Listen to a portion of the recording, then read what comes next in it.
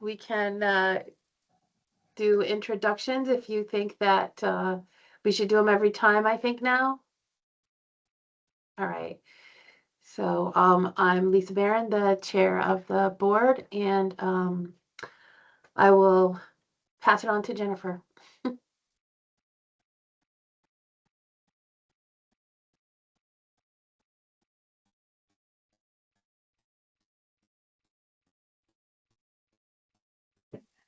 I don't hear. It looks like Glenn is joining as well. There's something like a question mark on Jennifer's screen, so I've not seen that symbol before. I'm not sure what that means. I I don't think see that them. just means they're external, but I think it's a new. Oh, Yeah, it it is new.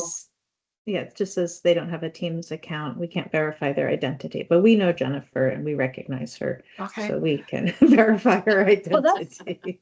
Yeah. Okay. Can you Fascinating. hear me? It I had a used hard Teams, time. but I had to go the through. partner account. Maybe it's the partner account versus like a state of Vermont regular account. Oh, I don't know. Maybe let's get back to the introduction since Yeah. Jennifer Okay. unmuted. Jennifer Fells Bennington. Okay, how about Linda? I'm Linda Cernioki. I live in Weston. Rick? I'm Rick Bates. I live in Weathersfield, where I'm a member of the library board. Adrian? Hello, Adrienne Katz, Vice Chair. I work for the Land Use Review Board as well. And Glenn? Glenn McRae in Burlington. Great. Kathy, I'll pass it on to you to do your peeps. Sure. Thanks, Lisa. My name is Catherine Delneo. I am the state librarian and the commissioner of the Department of Libraries. And I think in the interest of time, I'm just going to call on folks. Tom McMurdo, who is one of our assistant state librarians, just give a wave when I call on you. Tom's on the opposite. Somehow he disappeared from his own screen.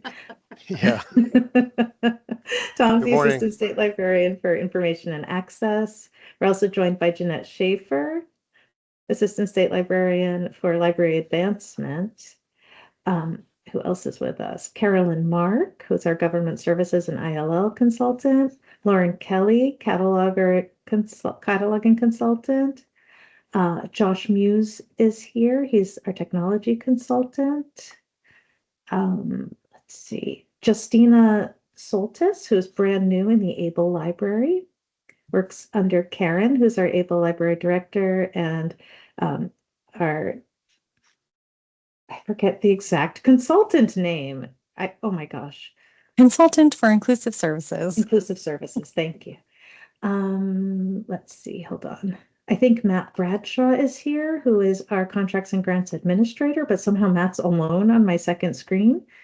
And then, of course, we have Jess Leal, joined by Bodie, her trusty assistant. Jess is the department's executive staff assistant and is helping me with minutes. And I'm just trying to look quickly to be sure I didn't miss any of the Department of Libraries team. I think I caught them. Okay, that's a lot of people. I was noticing that the agenda goes right from this to public comment at 10:10, and I think that changes to the agenda needs to be added to the agenda, maybe, even if there aren't any. So I don't know if there's anyone that does have changes to the agenda. I do not. Besides that, adding that, which may be unneeded.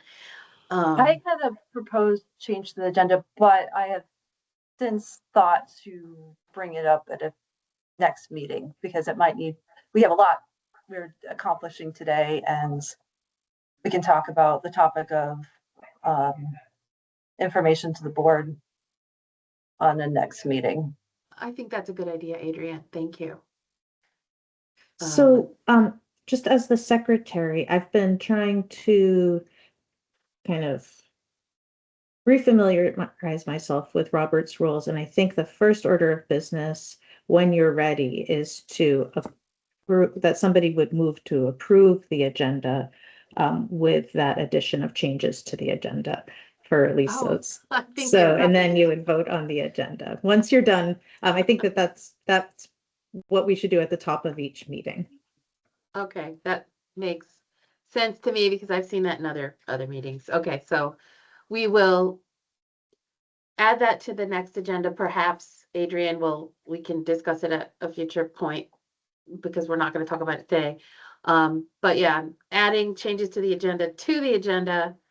And so then do you think I should review each item that's on the agenda still, or just leave it as, like, just say we're adding that to the agenda, changes to the agenda between 10:05 and 10:10? Okay, then Don't we need a motion to do that? yes, if somebody would like to motion to approve the Sure. agenda with the change, okay. I Any- move that. Okay, any second, Jennifer? Okay, so Rick motioned that we would accept the changes to the agenda, and Jennifer seconded. Any discussion about that? All in favor, raise your hand. I can see you all. Okay, all in favor, so the motion passes. Thank you. Try to follow Robert's rules a little bit better. I'm doing my own homework on that as well, so.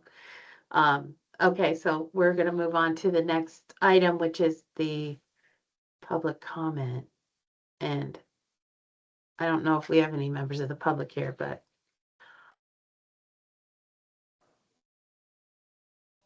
Okay.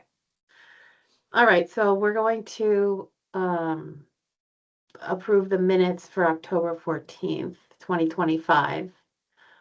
And well, we're going to discuss it, I guess, but there are some edits that, Adrian, would you like to discuss that for a minute? Just before we get started on that, I think the Yes. first step is to make a motion about the approval, then you discuss it, and then you vote at the end. So the first one Okay. would be to wait, see if anybody would like to make a motion to discuss the minutes. I believe. move we approve the minutes of October 14th. And I second. Any discussion about that? Okay, then all in favor, raise your hand. No, wait, don't we have to discuss it before? I mean, we put the motion on the table. Now we discuss that motion. And I believe that Adrian was going to talk about the amendment or the changes that she was recommending. So we Okay. have a motion on the table. Now we discuss it. Okay. Sure. Thank you, Linda. Thank you, everybody. So the process of revising a section of the minutes started right away, February 10th, and I spent time listening to the audio a couple times and then writing down the summary of all the points and then working on refining the summary with the mindset of tackling this with the view of a high level summary without getting too much into the details. That I wrote a draft document, sent a draft to Kathy as well as the board chair. The board chair, Lisa, worked with me together. We went line by line through to call some of that language to cut the material so it still accurately reflects what happened, but also isn't getting too much in the weeds. I have since realized, since the distribution of the materials yesterday, that the first sentence, I realized when I went back to our discussion that, and there was feedback provided by the department, Kathy had mentioned that I presented to the board and to the department to put that in the first sentence. So I would like to update that to Vice Chair Adrian Katz presented to the board and the department, a process currently being undertaken, regional plans and maps, part of Act 181, which is administered by the Land Use Review Board. That identifies the audience. So doing these minutes, it's a art and a science, and there's a lot of things to fold in, and I would like to add that detail. I mean, there could be certainly maybe even summed up even more, and I have a potential draft, but pencils down, you know, that this is the information that was provided to the board, and I did my best to create a final form under kind of a shortened time period, given that usually our cycles are every couple months between meetings. So I So, would love people's feedback. Yeah, go ahead. Thank you. so Adrian, could you just repeat what you're suggesting for that first sentence again? Yeah. So I have the right- first sentence in front of me. Go ahead. So originally the document that is on the website, it just says I presented a process currently being undertaken, but I'd like to insert the words to the board and the department about a process being currently undertaken. So it identifies the audience that I was bringing it to. Gotcha. Okay. In the minutes themselves, there were 3 bullet points, and like in the beginning, Kathy had suggested like breaking apart what was in the original minutes, which I shared information about Act 181 about including the regional planning process. Great. But then breaking the second sentence away from that because I didn't quite, so I was identifying who I was presenting it to. Because that was confusing at the end because it was, yeah, go ahead. Yeah. As Sorry, the I didn't see your hand secretary raised. to the board, I want to be sure that what's happening right now, that everybody understands so that I can summarize this in future minutes. So just to frame what's happening right now, and also because if somebody were to watch this who had not logged on before, they just came across this, we kind of jumped in the middle. So right now we're talking about the minutes of the October 14th, 2025 board meeting. The first thing I want to be sure is that on those minutes, the draft actually says 2026. So I, as the secretary to the board, would like to propose that we change that date to be the correct date of that meeting.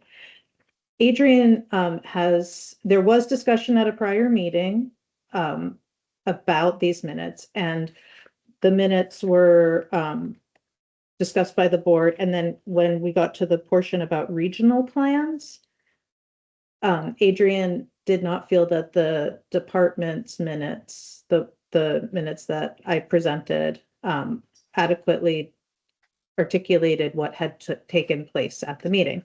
So then Adrian shared with the department to post online, which we did, a proposed amendment to the meeting minutes of the October 14th, 2025 meeting, specifically to the regional plan section. So this is just talking about the regional plan section. I'm sorry to interrupt the process. I just want to be sure everybody knows where to look, and that people know that on the meeting agenda, you can click on the link to see exactly what Adrian's referring to. So if I will just stop there. I just wanted to be sure we're all on the same page so that when we do the minutes of this meeting, we don't end up in a similar rigmarole. So thank you. Thank you. Yeah, I appreciate that bird's eye view with summary. Okay. Are there any other thoughts on the document that I sent that's on the website? Does anyone have any questions or comments? Just to clarify, Adrian, so you're proposing that the first sentence that you proposed for replacing the entire portion that had been in the original draft, that the first sentence read, Vice Chair Adrian Katz presented a process to the department and the board currently being undertaken. Did I catch that correctly? Well, I have, Presented to yeah, pretty much. board. I just wrote presented to the board and department, a process currently being undertaken. Okay, So I just put process in a different, got right it. before So currently. presented to the department and the board, a process currently being undertaken. Got it. Thank you. Okay. So we've made that adjustment from the proposed minute addition, expansion of that agenda item. And if everyone's gotten a chance to read it, then I think this is, if there's no more discussion, we could move to a vote. But I don't I want have a- anyone, yes. Sorry, as the secretary, again, I want to ask a clarifying question. The last sentence says more information will be shared in the future. One of the things that we discussed at that board meeting is that this topic is outside the purview of the department's statutory role. So I'm wondering, does that last sentence mean that we will be agendizing this, that you will be agendizing this topic, which is outside the department's statutory role at a future No. meeting of the board? It was to bring, I brought the topic up of regional plans for the board and the department's awareness. I'm Okay. just sharing how libraries are discussed, and I was not necessarily requesting any action from anyone. Okay. I also Can want to we, know, can we yeah. strike that line then? Because you talked about the distribution of materials to other board members. Okay, so at Materials you conclusion, had mentioned, and then if we struck that line, I think it would be more clear that we wouldn't be wondering, should we put that on an agenda in the future? thank you for raising the point about that it could be ambiguous for a future user reading this. And so Yeah. we could strike that line. And then at conclusion, there was a discussion about how Adrian could you distribute the information. How about to the board and the department about the plans and the process? I understand that there was a conversation about there was different perceptions of, so there was the board members' perceptions and there was also the department's perception. And I think that helps. Okay. So can I suggest that we say at the conclusion, there was a discussion about how Adrian could distribute information about the regional plans and processes to the board and the department, moving that Yes, clause to perfect. the end. Yes, because that's Okay. a specific action. Yeah, and that did happen. So I like that much better than open-ended. Thank That's you. never going to close, perhaps. Thanks, Adrian. Yeah, this is a lot better. Thank you. I appreciate that. And also I wanted to be mindful of the department, how they have their own style. If I were to read this again, I was just like, oh, the department tends to write position, last name, or those things. It's always helpful to know your style so I can incorporate this. Yeah. First go ahead. If I Doing the can make process one of- other really small change in that case, since you're, I didn't want to be disrespectful of your style, but for written documentation, I prefer to use my full first name. So replacing in the third paragraph, Kathy with Catherine, is that, so that Absolutely. would be another thing I would like to do. Yes, and I like that it has the state librarian there instead of secretary, because you're not speaking from a secretary's perspective there, you're speaking from the departments. So that's important to clarify that role.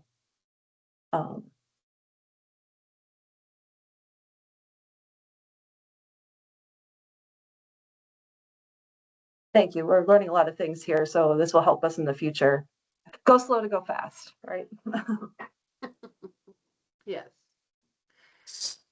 Okay. So I Um, actually think that I need to withdraw my motion, my original motion, because the motion should say approve the minutes as amended. So I would like to withdraw my emotion, my emotion, sure. I'd like to withdraw my motion and make a new motion, which is to say, I move that we approve the minutes of October 14th, 2025 with the amendments discussed. okay. Do we have a second? I'll second. Glenn? Okay.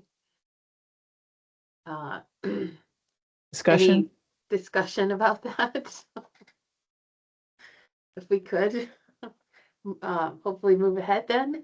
If nobody has anything to discuss, then if you would raise your hands if you're in favor. With the edits, yeah, posted edits. Yes. Should we Okay, Sorry. motion passes. I don't know if the motion, if the wording of it was proper. I mean, it's a little confusing today. Um, before we move to the next item, I want to be sure that I understand for the minutes what took place. So Linda withdrew the initial motion, and then Linda restated with a motion to approve the minutes with the amendments as discussed. Who seconded that motion? Glenn. Glenn, Glenn, thank you, thank you. Okay, and then it was unanimously approved. Mm-hmm. Okay, so I will revise the minutes as discussed before posting the final minutes to your webpage. Wonderful. Thank Thank you you. all. We made it through. Well, the whole topic is complex, so I'm not surprised that even minutes were complex. Challenging. Okay, so we're still a couple minutes ahead of schedule, but we'll move on to item 4, the legislative agenda update from our state librarian. The reason that you all originally got together this morning. So let me share my screen with you and walk you through where we are now. Hold on a second. Wrong set of tabs. Here we go. This is where I want to be.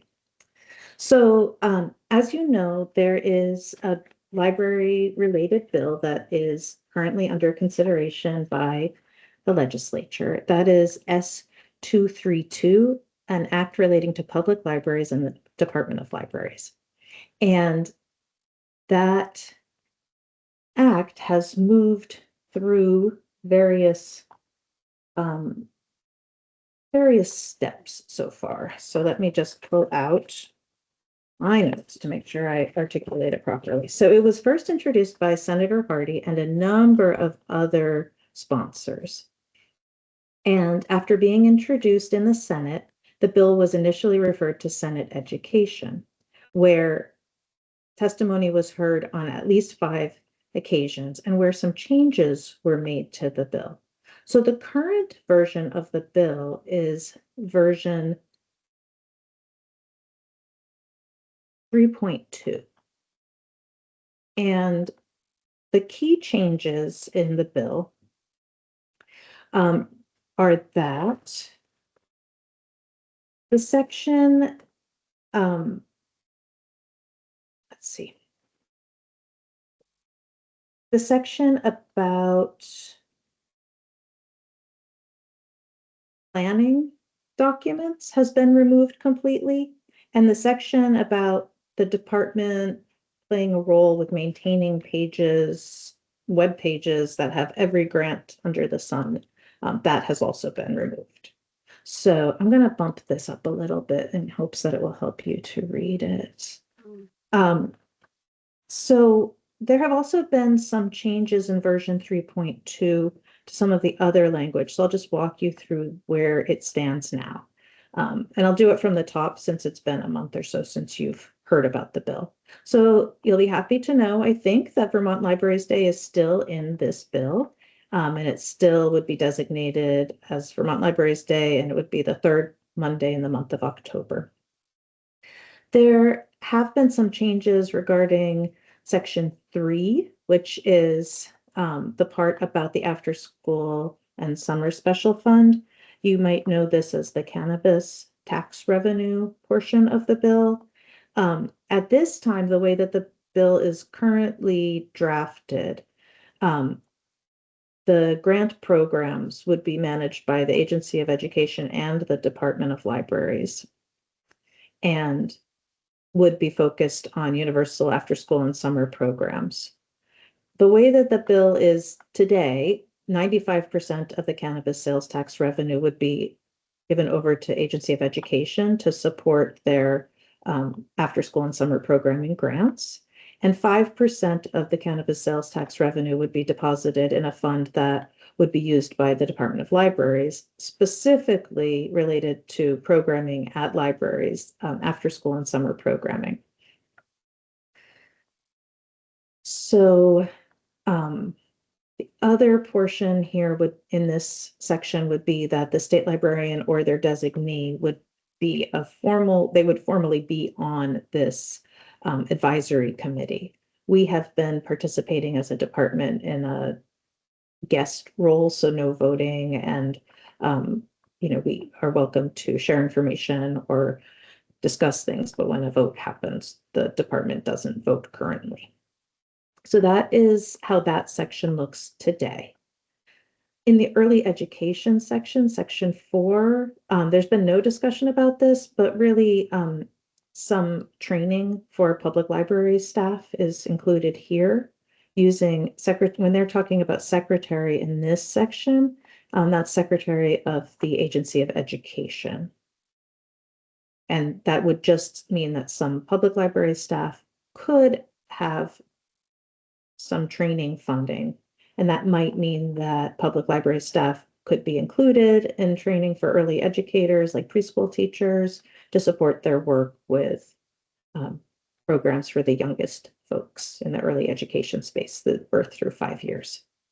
And it would also mean that if there were early education programs in the community, that public libraries are specifically called out here that they could apply for those early education grants from the Agency of Education. They're already likely eligible, so these aren't substantive changes, but it is nice that it's called out because public librarians kind of look for the opportunities for themselves, and as those opportunities are crafted, they're more likely to have the phrase public libraries, which will help them to identify those grants. Moving on to section 5, there's nothing big that has happened here since the board last convened. So this is the section 605, which includes about half of the statutory role of the Department of Libraries. We really wanted to make sure that our collection has both digital and physical components.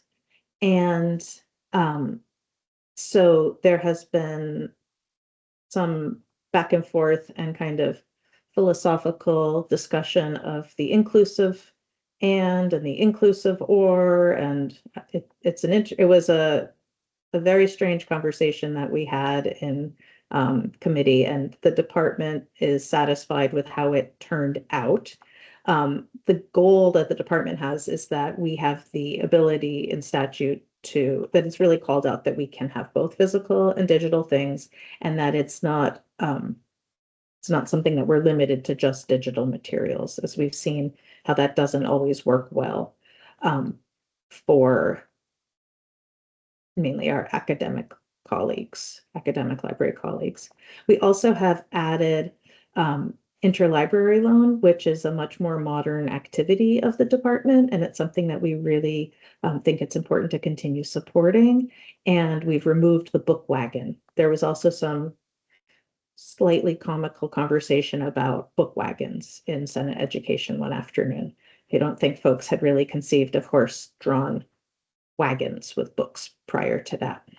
And then some other cleanup in this section is just saying that the services, that they're not prescribing how the department will provide service, that there's not a regional requirement anymore. And we've already moved away from that regional requirement. So there's nothing substantial changing with how we behave in the department, just cleaning statute up to reflect that we don't have book wagons, we do have interlibrary loan, we do have digital and print materials. We want to continue having those, and that we can provide service in any number of ways, and we're not locked into providing it at the regional level. Moving on to section 6, this section was a little bit confusing to me until I listened to the Ledge Council attorney, Tucker Anderson, I believe his name is, and he explained that some of the municipal entities were feeling that they should be able to insert people onto incorporated public library boards, that they should have a say because they were sort of misapplying an existing section. So this existing language about municipalities and municipal public library boards, they were thinking it also applied to privately established, chartered, or incorporated public libraries. So Ledge Council actually suggested this language to clarify that this particular piece of statute, 22 VSA, Section 143, is specific to municipal public libraries and should not be misapplied in incorporated settings, regardless of whether the incorporated library receives a municipal appropriation. The incorporated public library governance is covered in a different section and is not covered by this municipal section. And there was, let's see, there's another section, the final section.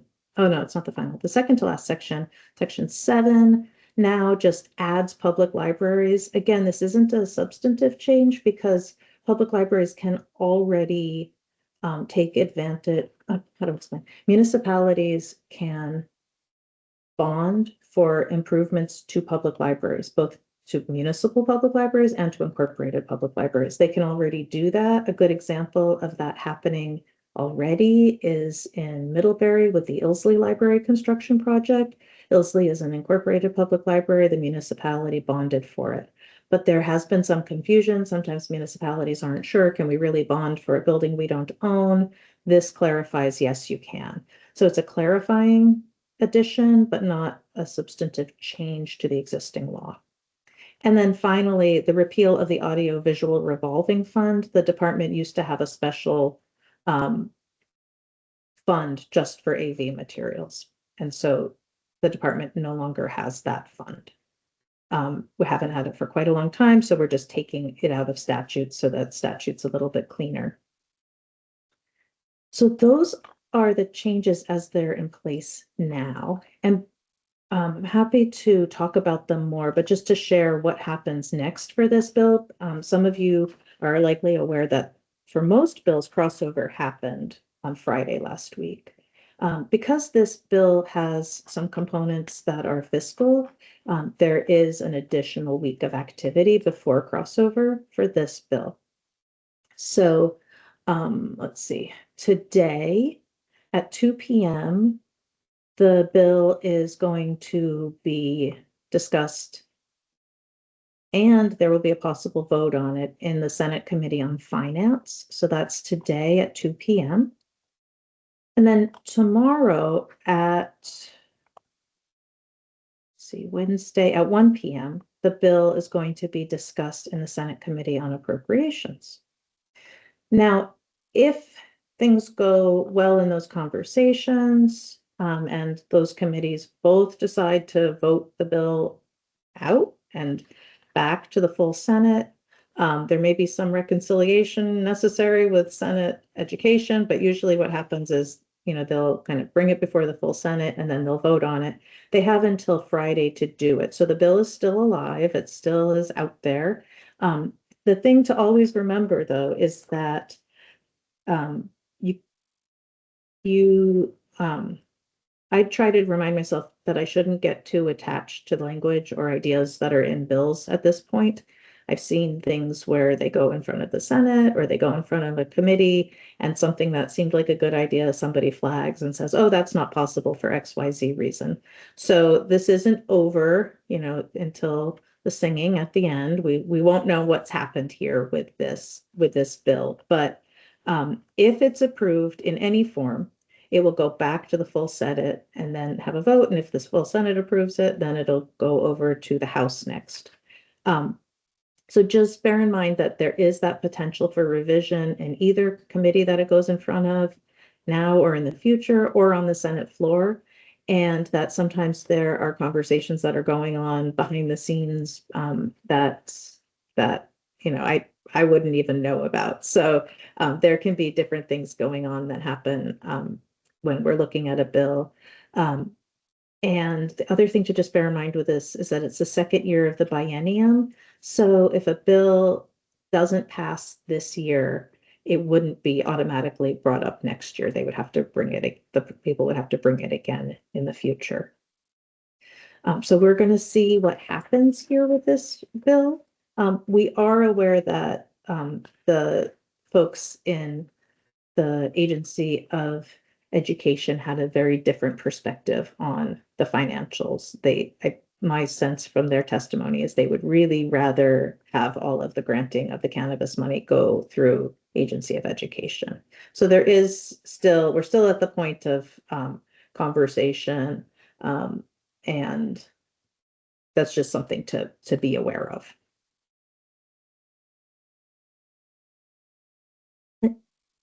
Linda?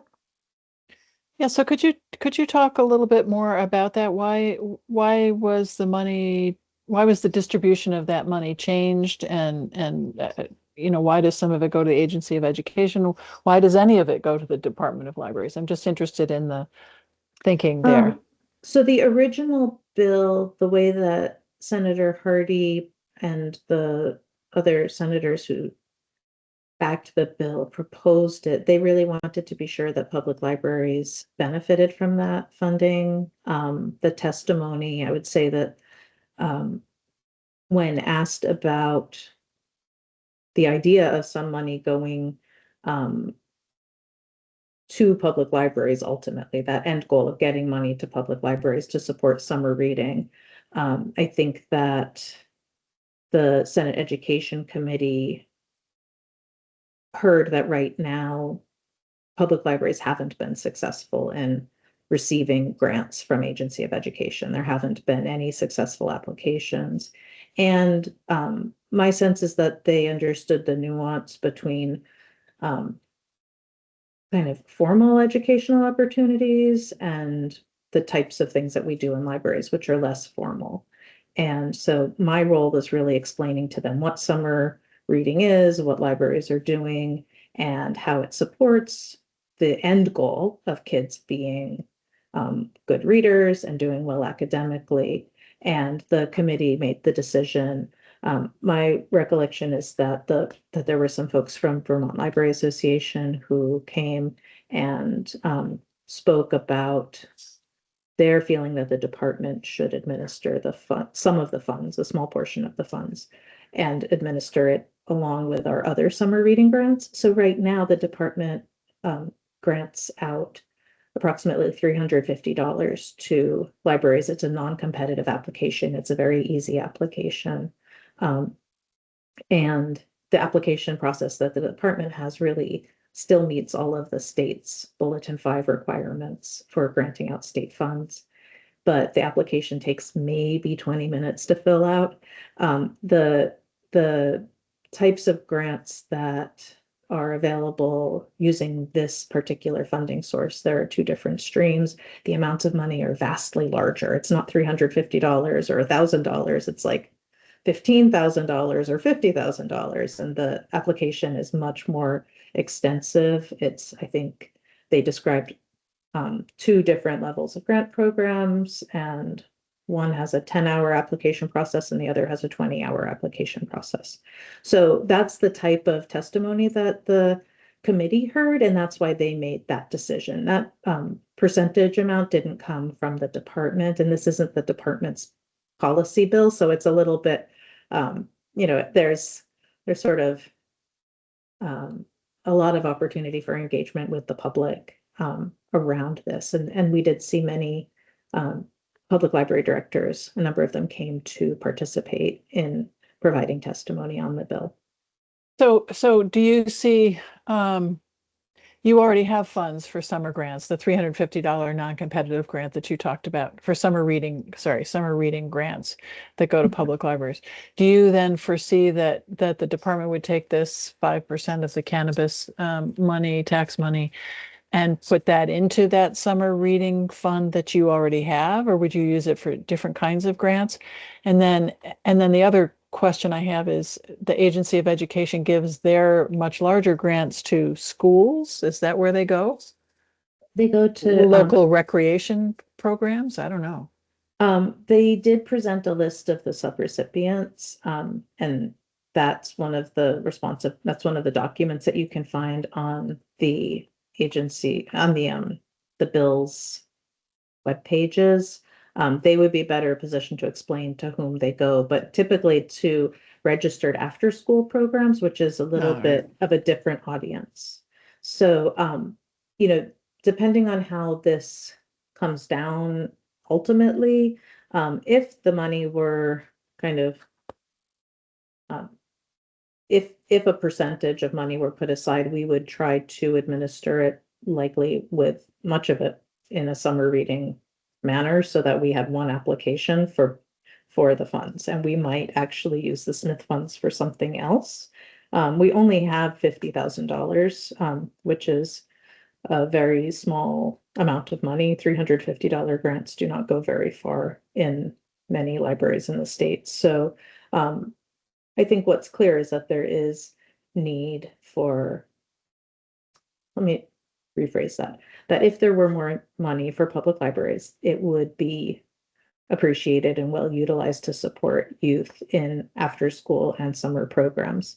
If I were given a magical pot of money from someplace to administer with our team, I would probably put much of it towards summer reading and then some of it toward after school as well. Summer reading is the biggest push that we have for youth literacy throughout the state.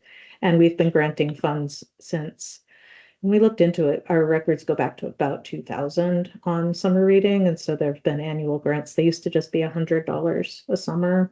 And now they're $300 a summer. And for perspective, that's one, maybe 1.5 performers can come in a whole, 6 to 8 week program. That's not very much supplemental funding.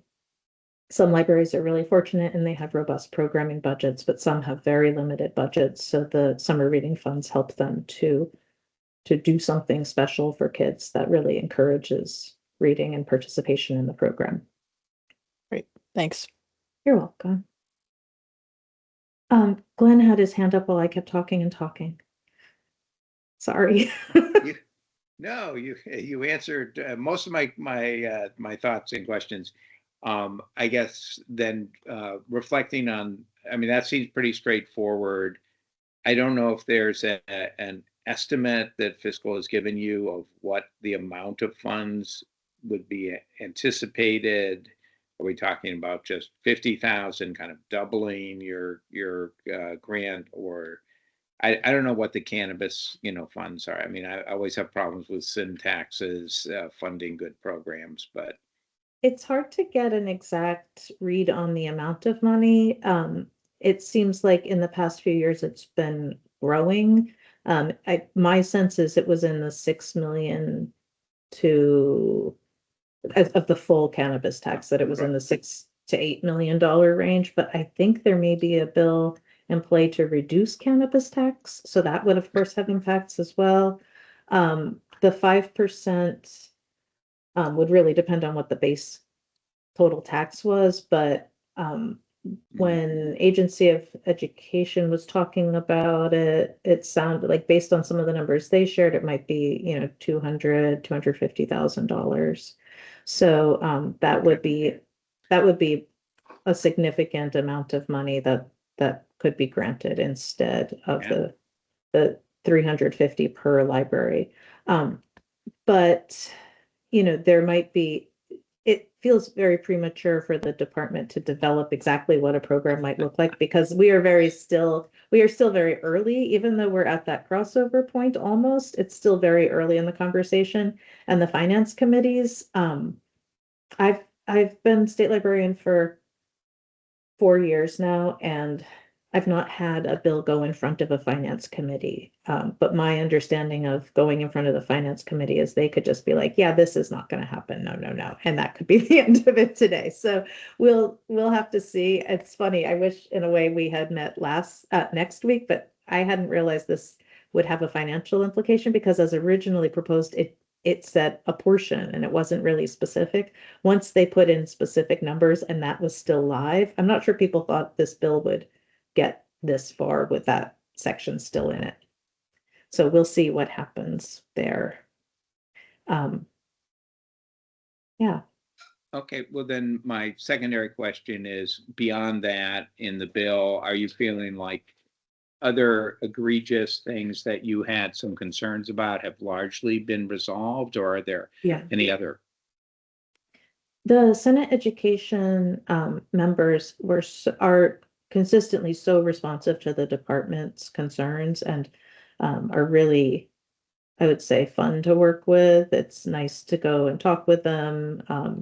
I shared testimony that expressed the elements that were hard for us. There was the section about grants and making that the department would suddenly be in charge of identifying every possible grant for every type of public library in the state that they might be eligible for, and then making our own kind of grant guidance. And it was like, what army, we have 18 staff and we're really struggling at the busy times of the year like this to just kind of do the activities we need to do. And so that would have been really a lot for us. And they assigned me to connect with legislative counsel and refine the bill, which is really nice because then they just said, yeah, everything you said is fine. So work on the language together, have your weird conversations about Boolean operators and come back to us with a bill. So they were completely open to removing that section about the grants. And they also were very responsive to our feedback in just minor ways in other sections. So that went well. It's always nice that they're thinking about the department. And I would say, even if nothing changes ultimately, like let's imagine what could happen. Section 3 could be completely cut out. Like it just could get cut, or that language about the amount could get cut, or the percentage could change, or something else could happen. To me, what's nice is that they heard from libraries and the libraries said to folks themselves, we want to do this work, we do this work, we need more support to do this work. So it raised the understanding of what summer reading is, of what after school services libraries are providing, of the types of activities happening in libraries. It kind of highlighted that for the legislators. And even if people are thinking about libraries and talking about libraries, if that's the only thing happening, that's still a good thing in my mind. Regardless of, sometimes a bill I just think about how sometimes a bill goes all the way through and then it's like, oh wait, that was an unconstitutional bill. Like I think of the Senate Finance and Senate Appropriations people as like the reality check on financial bills in some ways. So we'll see what they have to say. So can we expect just a very brief update from you early next week as to what actually transpired? That'd be terrific. Yeah, and what I'll do is I'll send it out to everybody through their Vermont.gov email without opening this whole conversation. The reason I do that is because that way our communication can be easily searched and kind of the data can be scraped if there were an information disclosure request. So for that email, I'll make a point of sending it out to you all just as an informational piece with all of you as the CC. And you can respond to me because that's just one of you talking to me, but that prevents the co-talking because that can constitute a meeting accidentally. I like that transparency. I think you can still reply all. Maybe it's to create. Couldn't you reply all if you have CCs? No, it shouldn't. I think you can.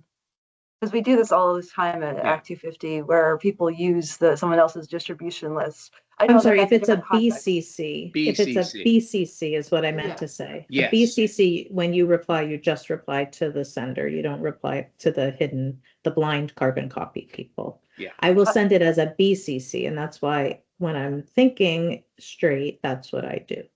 Is I send a message I don't send very many of these messages, but if I send them, I really try to send it with the BCC because the guidance that the department has is that a reply all could be constituted as a meeting.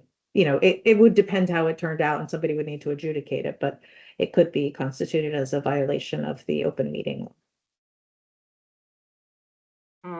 I wonder, so I hear that, that's very important, not to constitute a meeting with a quorum of members. At the same time, it's not transparent who it's being sent to.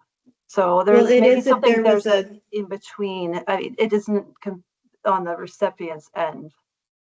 I know that not replying all would be a problem, or having a conversation. I think we need to spend more time sorting out that puzzle, because I think having blind carbon copy is not, I understand it's to prevent conversations and you could only go towards the sender.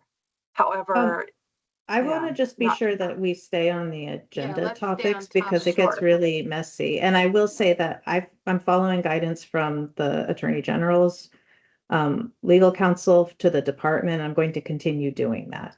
And in this situation, I'm going to send it as a BCC. And you can all assume if you receive a message from me that is not just, hi, Adrian, that I sent it to the entire board.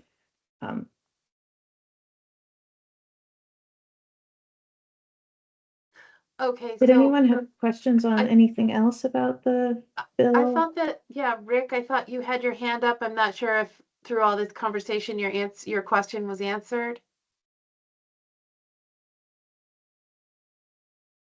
Am am I on mic now? Yep. Okay, yes, it was answered. I wanted to know about whether the funding was specifically exclusively for summer programming or could be for after school and I felt like you covered that well. Thank you.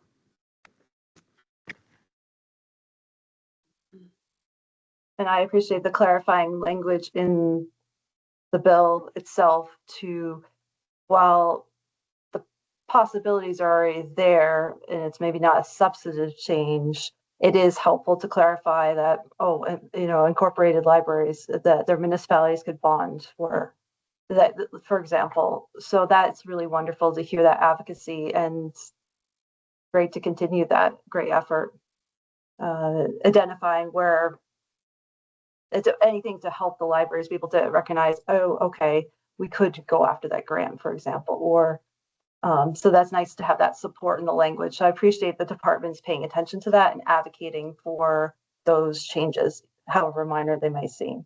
But that clarification is needed, and thank you. Yeah, that was really helpful, Catherine. Kathy. Okay, so I'm not sure if anybody has any other questions. We can move on to the next item if there are no other comments or questions.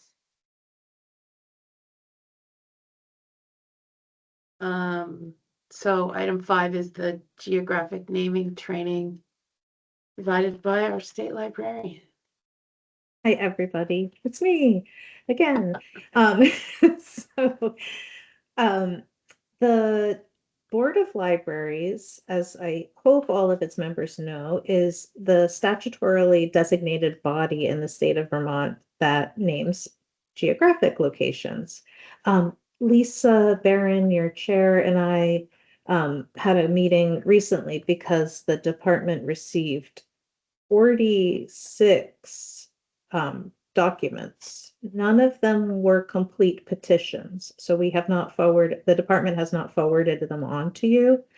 However, it is very likely that you will be receiving some completed petitions in the future for geographic naming. So since you were gathering already this morning, I wanted to give everybody a brief review of geographic naming, the processes, the procedures, just so that if we get those petitions and if they're complete and get forwarded on to you, that you have some grounding and that you can begin your work promptly. Because yeah, 46 petitions would be quite a lot. I want to say, I don't believe we're going to get 46 petitions after the conversation with the individual that filed the petitions. I think we might see a smaller number. Adrian? I wanted to ask if you will be presenting about what deems a application complete or petition complete in this Yeah, I presentation? will. So Okay, what I'm all going to right, do, yeah. let me explain what I'm going to do. So the first thing I'll do is to show you statute and I'll share my screen so that you just kind of can follow along. So the first section will be to review state statute about geographic naming. Then I'll review the board's procedure with you, and then we'll look at the petition. And I'll explain the completeness and the incompleteness. And that is what the plan is. So let me, with your leave, I will share my screen. There it is. Okay. So geographic naming is outlined in Title 10 of Vermont statute, and it's in Chapter 9, Geographic Names. Section 152 gives the Board of Libraries, that's you, the authority to name geographic locations. And it also requires that you receive this petition either from not less than 25 interested persons or by petition of an administrative department of the state. So you are authorized to consider a geographic name or consider a petition or consider a request for a geographic name when you receive a petition that 25 interested persons have signed, or when you have received a petition from an administrative department of the state. So a department head or an agency head has signed a petition.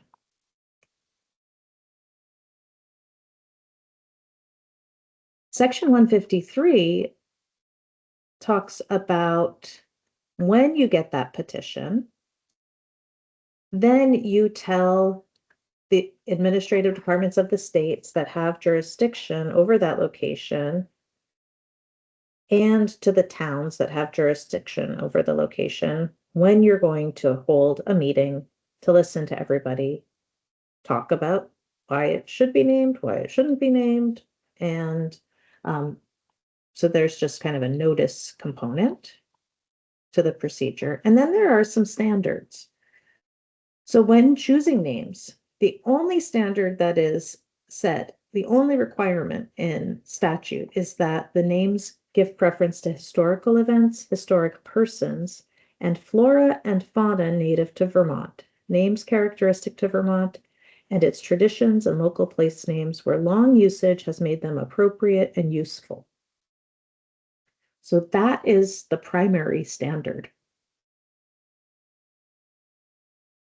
And then going back to the first section, which you'll notice that I skipped, this is what I have to do. I have to give the proper terminology and spelling. So I am not a namer. I do not vote on the naming petitions.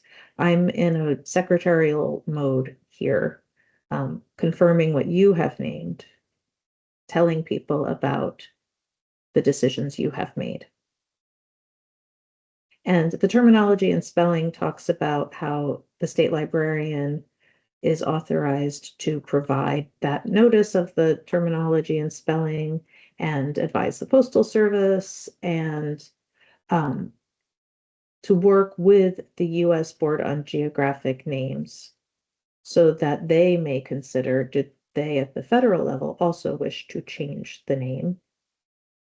But it's really important to note that the name change process begins with petitioners. They ask the board to do something. The board is the decider for the state of Vermont. And then the board asks me to kind of report out on it. So that's like the very basic structural process of this. If one of you wanted to rename something, you would still need to have 24 other petitioners. And I would recommend you recuse yourself from the consideration and the vote. But there's not some other way to name things in Vermont. And a decision made at the federal level about a geographic location in Vermont would not make the name change in Vermont. The name change in Vermont is initiated at the state level, and then we inform the federal government, and then they may initiate a name change. So different states have different processes, and ours is really clear that we have the name change occur first in Vermont. So, a couple of years ago, in August of 2022, the Board of Libraries revised its geographic names procedure. And we did that.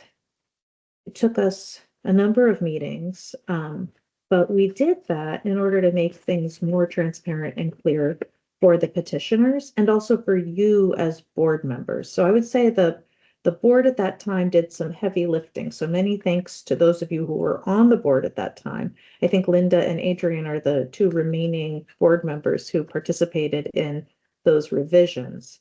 For me, as the state librarian and the head of the Department of Libraries, the revised procedure makes it much easier for my team to support you in your geographic naming work.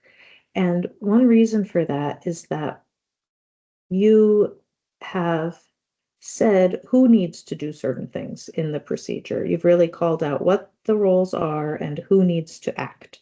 And so what I'm going to do next is to kind of move you through the procedure that the board adopted.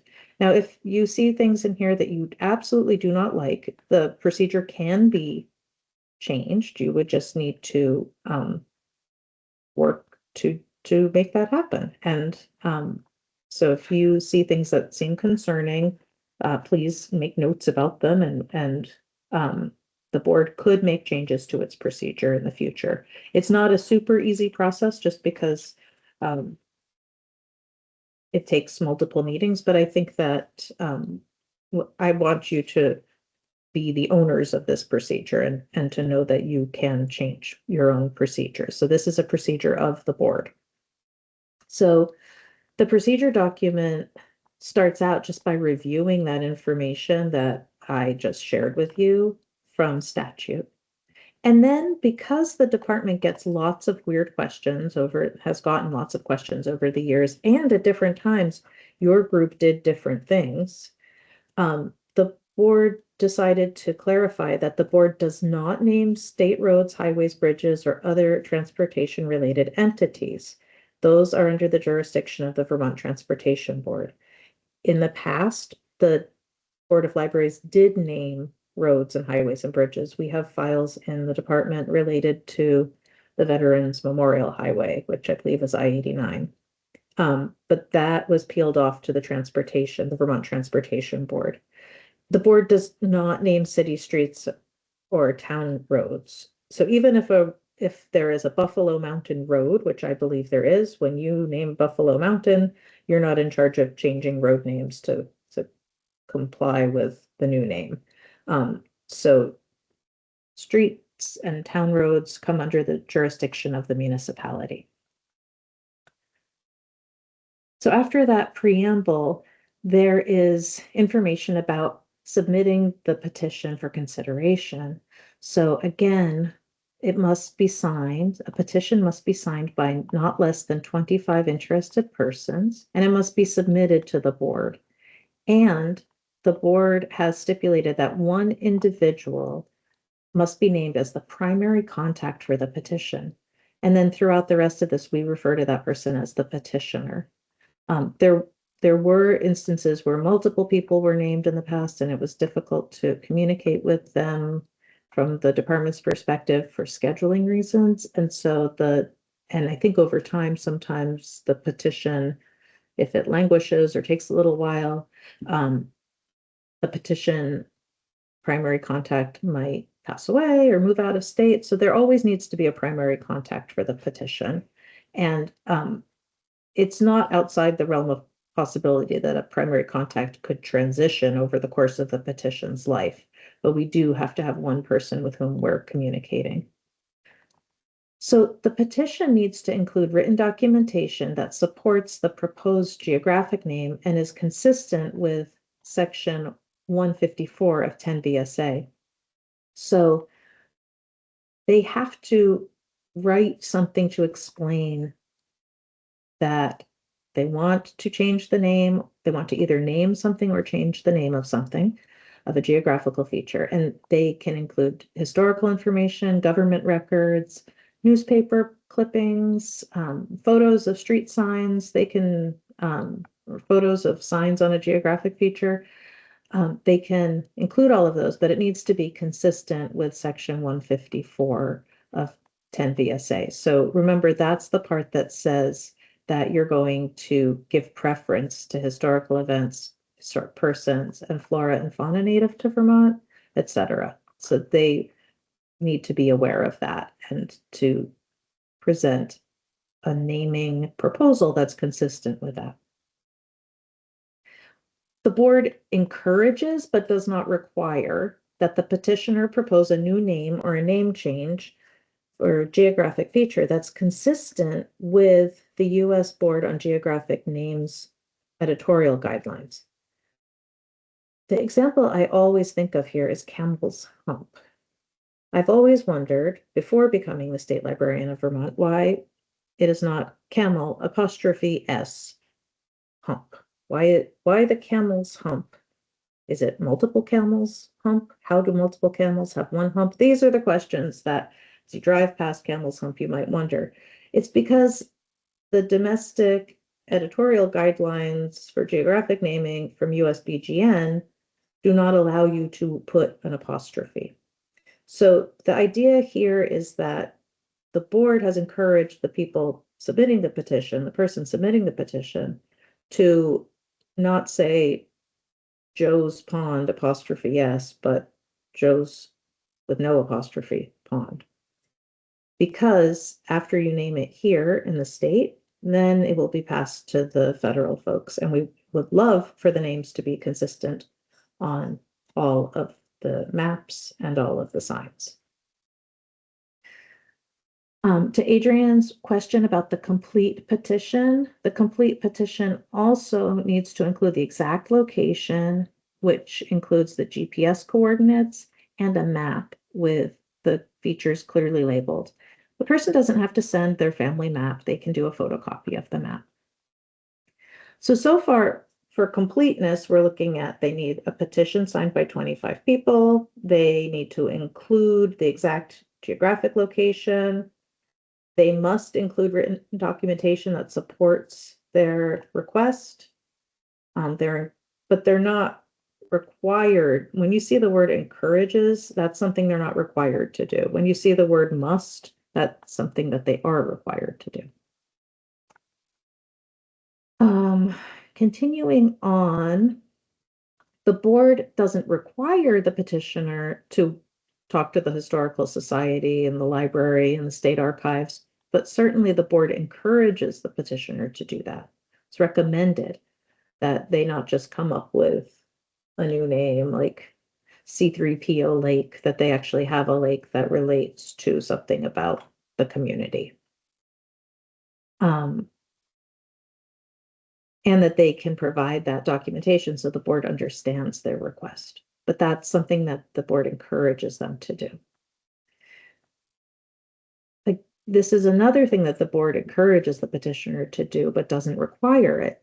The board encourages petitioners to provide letters of written support from different organizations that may have reason to be involved in the process. For example, if you're considering a petition to change the name of a lake in Irisburg, it would be great for you as the board to know, well, what do the people in Irisburg think about this? Not just these 25 people that signed the petition, but what does the municipality think? And then depending on the names and what's suggested, what do state recognized Native American tribes or civic organizations think of this name? Now imagine owning a property and you find out that the mountain on your property has had a name change. I think the board really would like to encourage people to talk to the owners and make sure that the owner is on the same page about the name change, so that you all can feel pretty good that the community has been engaged, the owner is aware of the name, and that people are going to be excited and happy about this change. So those are things that are encouraged but not required. Once the petitioner gathers up all of this information, and I'll go through the petition form, which includes all of that information, they send the whole package over to us at the Board of Libraries. The petitioner is sending something to a state entity, so they they are going to be sharing something that is a public record. So when we receive it, it becomes a public record. So they need to realize that the entire petition is a public record. And if somebody wanted to examine the names of people who signed the petition, the department would make those available. Linda? Yeah, thanks, Kathy. Just to go back briefly, and I'm sorry to interrupt you, but just to go back Okay. briefly to the word encourages and strongly encourages versus must. Yeah. I recall that there were some debates we had about geographic naming over the years that I've been on the board anyway. And there are some circumstances in which we did require that the petitioner, after a preliminary hearing, we did require the petitioner to provide one or more of those supporting documents, whether it was the local select board or the historical society or a Native American tribe. So I think I would just like to say that yes, we generally encourage, but there are times when we require, given unusual circumstances. Yeah, and I think that that's something that wouldn't not having, let me try to explain this. With the petition getting to you all, the letter isn't required. The letter isn't, let me phrase that kind of more directly in English. I keep turning my sentences upside down today. A petitioner is not required to provide a written letter of support from a civic organization in order for their petition to be considered complete and therefore be passed over to you for consideration. However, during the meeting, Linda, you're absolutely right. You may say, well, this is a very interesting petition, and if you want us to approve it, you'll need to do XYZ. So you have that authority to send them back to get more information.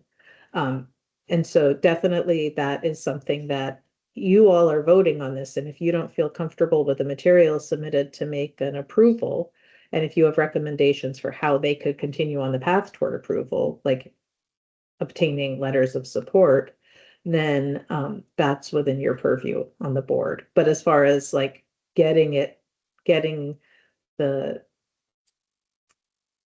petition onto an agenda, it doesn't require the letter. So it's a good distinction that you're bringing up. And a good distinction that you just made as well. Thank you. So the public record aspect of this, I just want to share what we do with this. Typically, the department has not posted the signature sheet at the point where the board is let me just show you what I'm trying to say.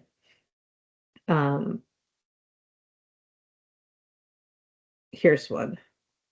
Bumblebee Brook. So this is the notice of the name change for Bumblebee Brook. If you went back through the Board of Library agendas from the past, you could find the packet for Bumblebee Brook, but the packet wouldn't include the 25 signatories because it has, and you'll see this in the petition form, it has the person's name, the person's address, the person's phone number, maybe their email address. Those are public documents. It is a public record, but we're kind of strategic about not putting people's information all over the internet. But if somebody requested, we would provide it to the person to review. We usually the department has been posting the petition materials along with the agenda items. And we just have withheld the petition itself from that. But you as board members typically would receive the signature page from the department as part of your full package. So this is one instance where your full package includes the names of people, but the names of people might not be posted online just to protect privacy from like a general web crawler. But ultimately, everybody's names would be reviewable, and all materials submitted are reviewable.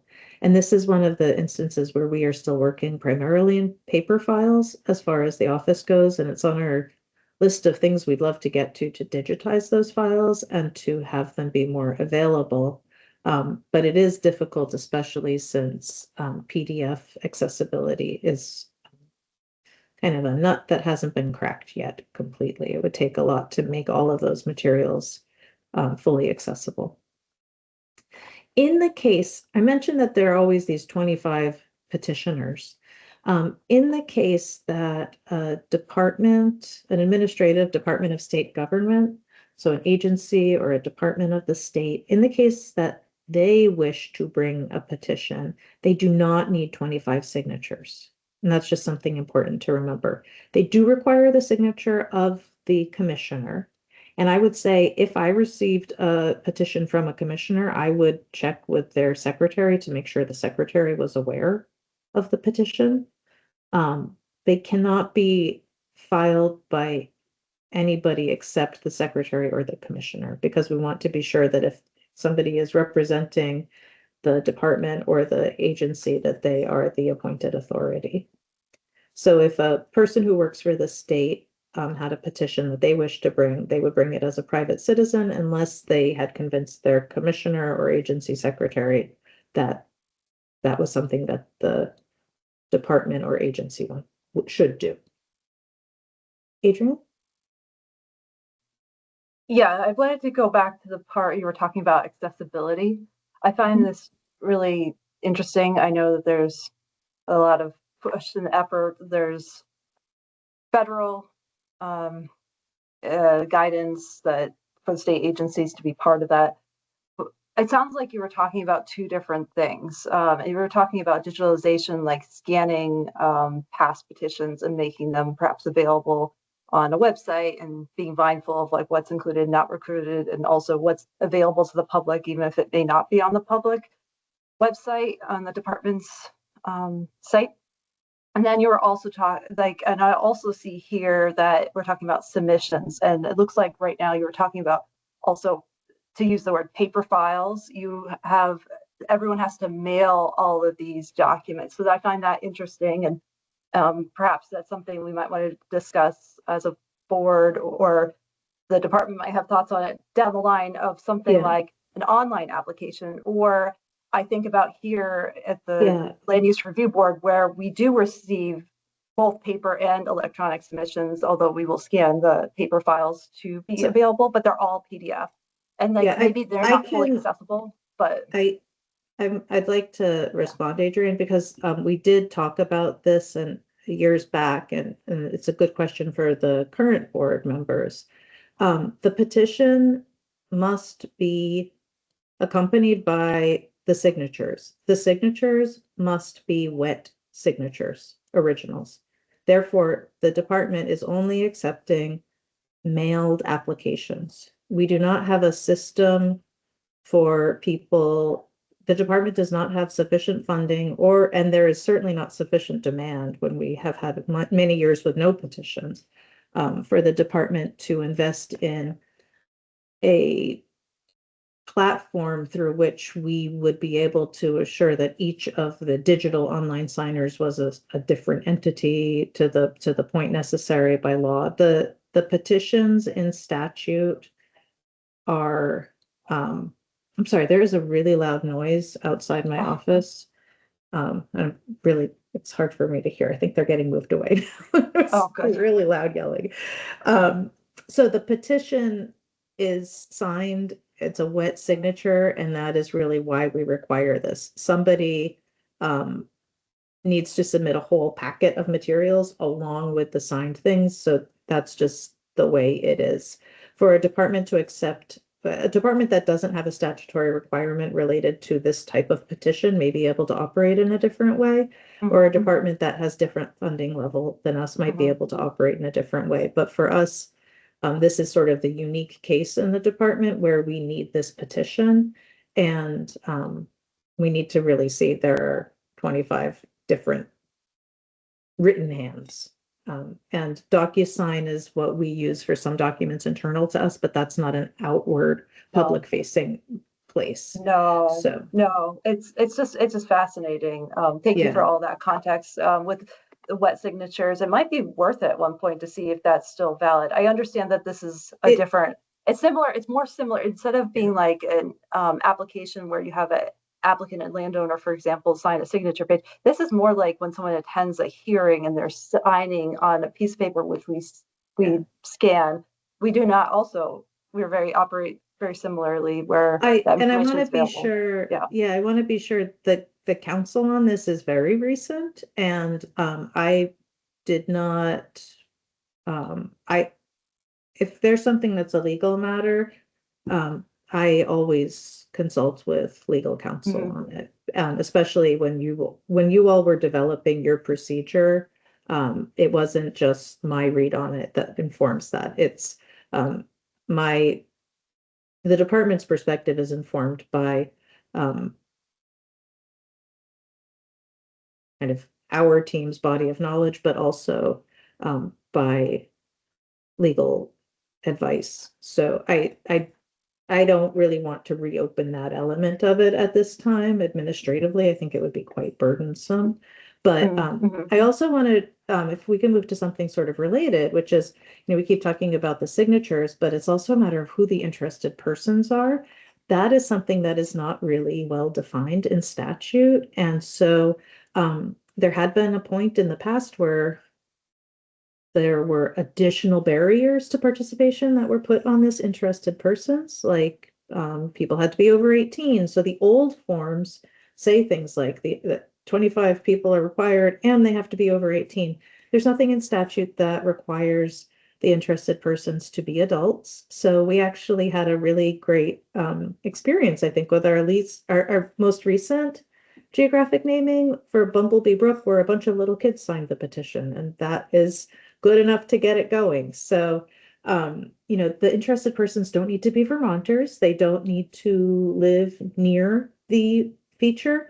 We could get a petition of 25 interested persons from Ecuador. I mean, they really could be from anywhere.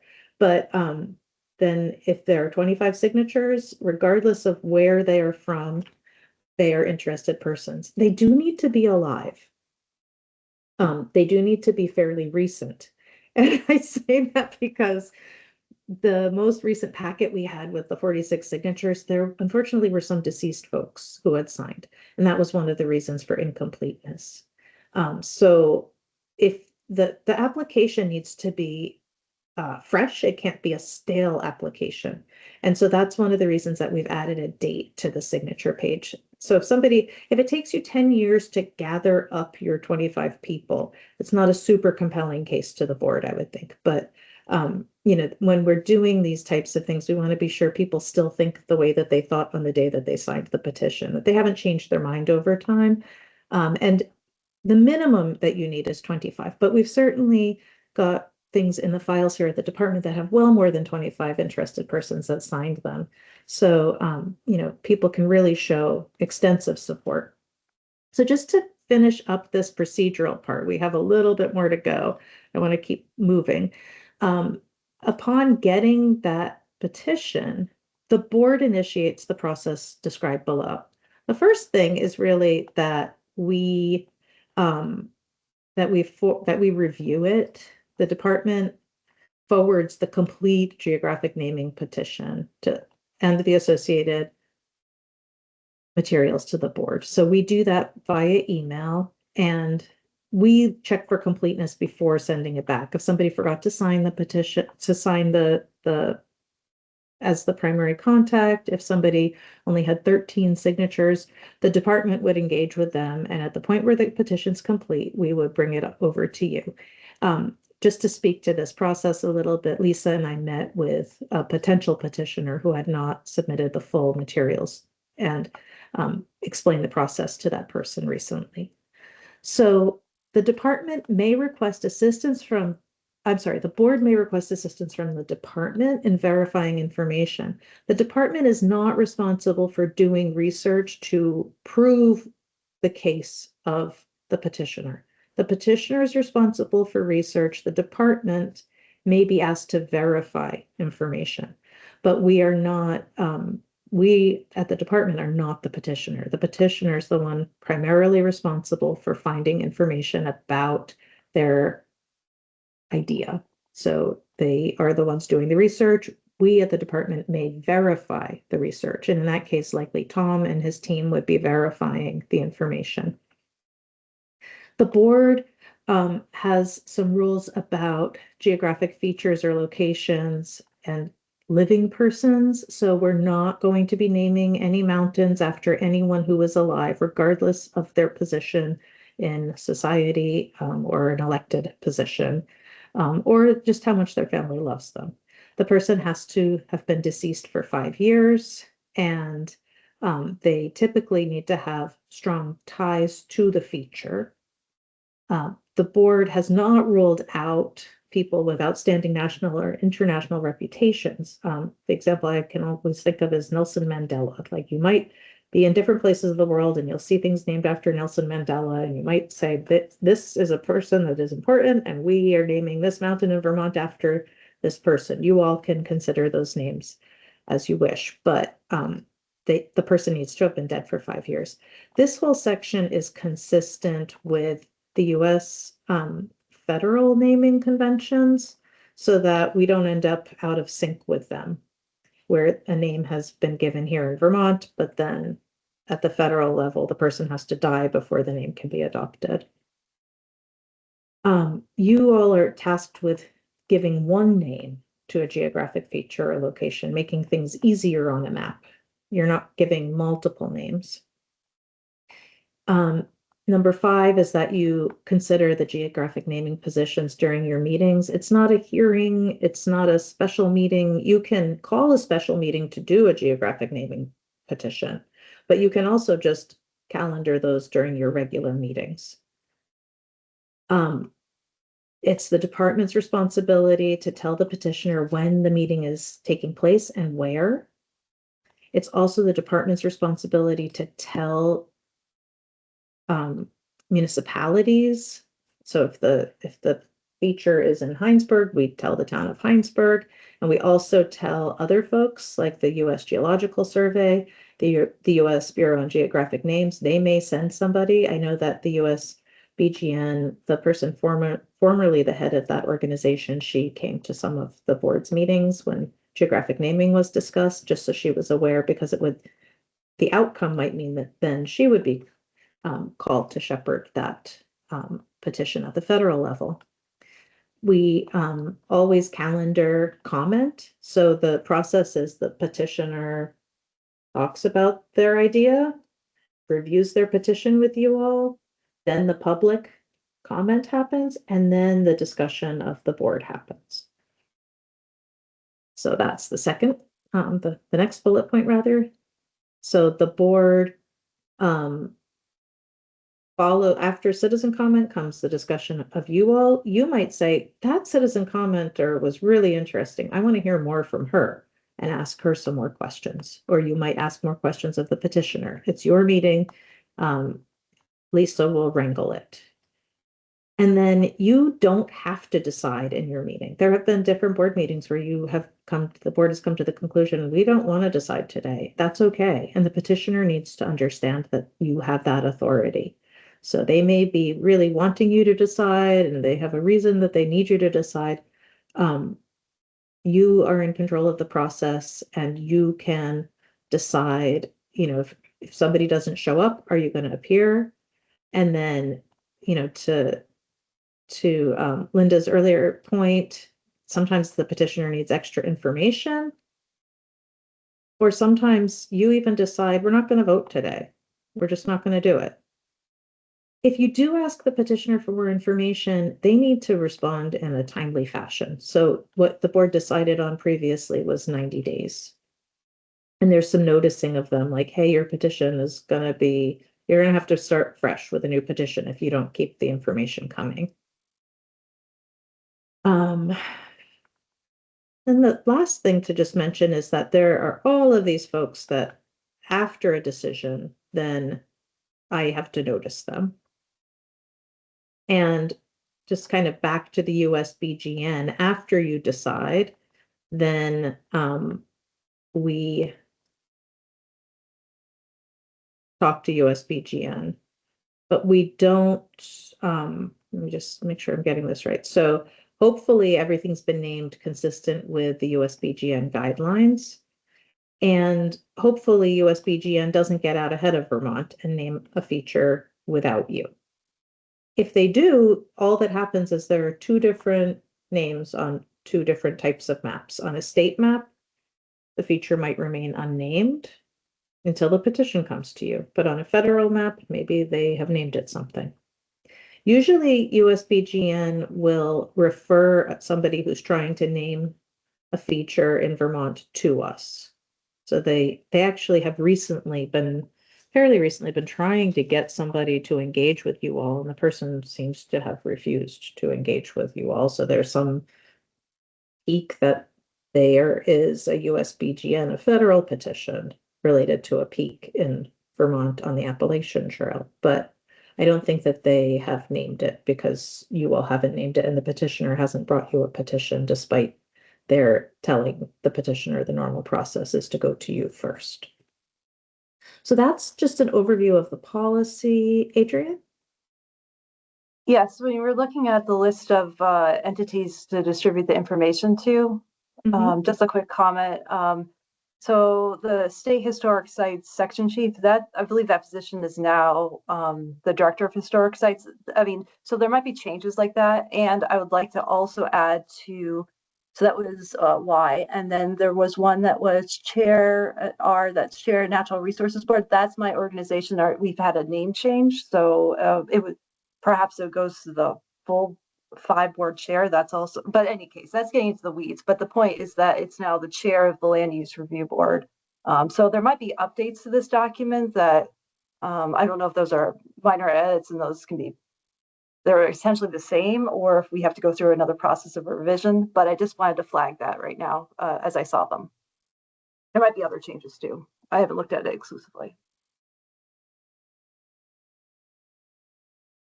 Adrian, it would be helpful if you would email anything like that you notice. My impression is that since it's a procedure, if we needed to update it, that the board would need to vote on it, and that would need to be noticed. Okay, well, the chair of the Natural Resources Board doesn't exist right now. It's been yeah. Okay, but I can email it. Yeah, now is the Land Use Review Board with 5 board members instead of one okay. single Well, chair. if you could just email me, then I can figure out what to do with that. Glenn? Absolutely, happily. Yeah, seems very straightforward. I'm sure as a procedure, I'm sure when you actually get into a petition, there's other issues and fun stuff that comes up. Maybe, I mean, it would certainly be useful to me if you could point out where I might find, or the board might find, maybe not Bumblebee, just it's kind of a unique thing, but the last one before that followed this procedure, where the documentation of that is. Yeah. So we can go and look at like a case study to understand kind of how the board went through a procedure, which won't necessarily be all the same, but would be similar enough to get a sense of the flow and the considerations and the discussion. Yeah, so on your Board of Libraries page, you can actually find the petition to name Huzzy Brook. Okay. And that's in 2022, the October 11th meeting. And then I saw the Bumblebee Brook one as well. And even though it was little kids who signed the petition still is a good case study. And that would be January 2023. And the prior practice, so I arrived right here between April and January. The prior practice, there weren't these supporting documents that were online, but I felt that they should be online so that the public could meaningfully engage. Somebody could review the petition. So prior ones, we would need to work with you to invite you to visit us and to review the files. Yeah, I think those two would be sufficient, for now. That's great. Yeah, and they're the new process. So that's Yeah. what's good about it, is you can see like, how did this work now? Linda? Yeah, I was just going to add a small point. It was usually at these meetings, we had a member of the the Federal Board of Geographic Naming. I've forgotten what that title Yeah, exactly is. USPGN. Uh-huh. Yeah, but that person was always really helpful in getting the name right, that apostrophe thing, Kathy, that you were talking about, but also helping us figure out what kinds of questions we might want to be asking. So just as a little bit of support, if anybody's nervous about this whole process, which I was at the very beginning, it generally goes very smoothly, and we have lots of support. And Kathy, your department has been fabulous in helping to get those packets complete and make sure that we have all the information we need to make the decisions. As I've said, they were fairly straightforward with the exception of Huzzy Brook, which was a long process. Yeah. I haven't worked extensively with the current head of the United States Bureau, or this USBGN has a US Board on Geographic Names. That's the one. The person who we had met with before, who was attending some of our meetings and with whom I had met one-on-one to kind of understand the whole process, especially as you were working on revisions to your procedure. Her name is Jennifer Runyon, and she no longer works at USBGN, which is unfortunate, I think, because she was such a great resource. The day that some announcements were made about changing the names of some federal locations is the day that her retirement was announced. And I wanted to add one other thing about the public. You put the supporting documents on the public website.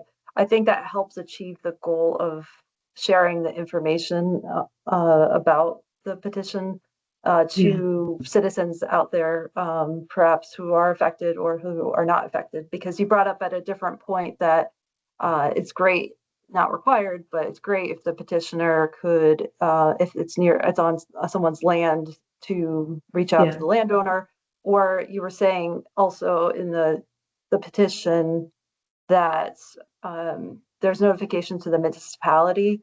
So I was just thinking about ways that citizens could get involved that may pertain to their land, even if the petition, for example, may not be generated locally. Like as we discussed an example, it could be another country that's coming up.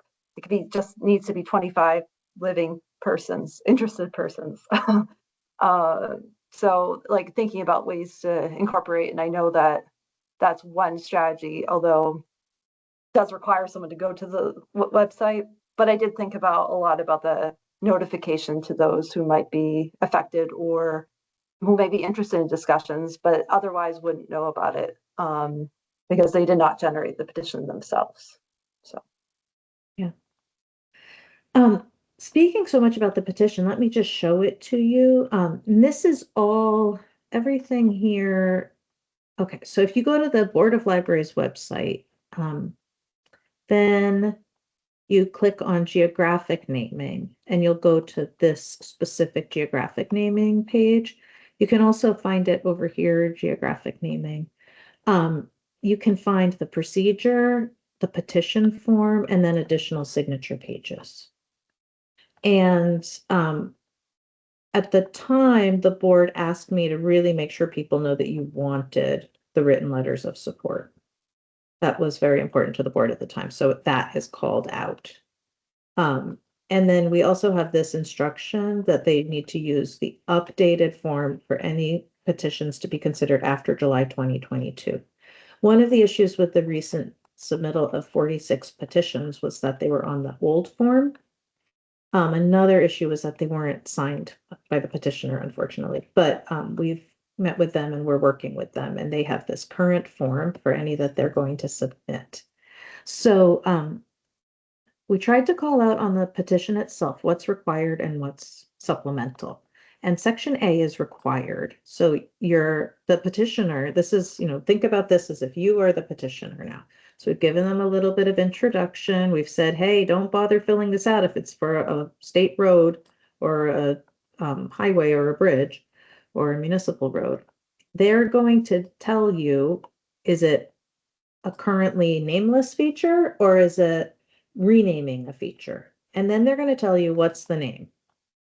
And now at the top of every single subsequent page, they're going to tell you the name and the municipality, because nothing is worse than like losing, like they submit 5 petitions and it's all garbled and I dropped it on the floor, and we don't want that to happen. So every document has the name on it, either here or at the top. Did you get this petition with 25 people? Yes. Is this geographic feature located in the state of Vermont? If they say no, they should just stop there. It's in New Hampshire. We're not in charge.